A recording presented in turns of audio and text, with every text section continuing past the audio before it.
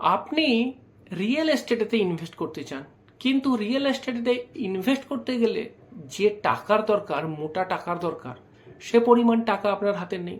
তাহলে অপশন কি আছে? আপনার জন্য একটা অপশন হতে পারে REIT বা রিয়েল এস্টেট ইনভেস্টমেন্ট ট্রাস্ট। মাসে 500 টাকা দিয়েও কিন্তু আপনি এখানে ইনভেস্টমেন্ট শুরু করতে পারেন। এটা কি জিনিস? এটা অনেকটাই মিউচুয়াল ফান্ডের মতোই।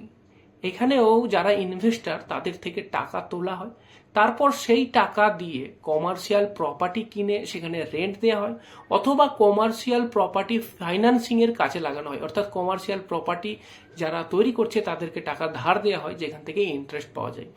তো এইবার সেই ধার দেওয়া টাকাই হোক, বা যদি আপনার জমি বা আপনার কোনো রকমের শপিং মল বা অফিস স্পেস যেটা কিনে রেন্ট দেওয়া হচ্ছে, সেইখান থেকে যে রেন্টটা আসছে সেই টাকাই হোক, এই টাকাটা কিন্তু যারা এখানে ইনভেস্ট করেছে তাদেরকে ডিভিডেন্ড হিসাবে দেওয়া হয়।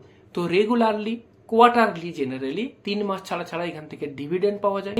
আর তার সাথে সাথে এই REIT ইউনিটের ভ্যালুটাও কিন্তু বাড়তে পারে।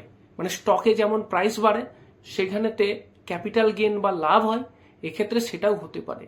তো এই REIT থেকে আপনি রেগুলার ইনকাম তো পেতেই পারবেন ইন্টারেস্ট পাওয়ার মতো, তার সাথে সাথে যখন আপনার এর ভ্যালুটা বাড়বে, ক্যাপিটাল গেন হবে, সেটাও কিন্তু আপনাকে প্রফিট দেবে।